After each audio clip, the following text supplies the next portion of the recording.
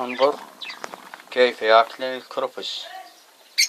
هذا الكرفس ياكلن فيتامينات الهن.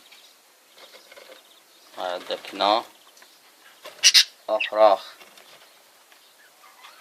بدنا بنت هذه الخلية افراخ ثم ذني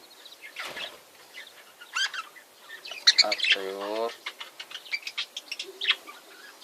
عندنا هنا نوعية ثانية هي الفخاتي الملكات الملكات. هاي الخلية مالتها. نرجع الى الغندور. هذا الغندور هذا الفحل. ليش الخلية مالته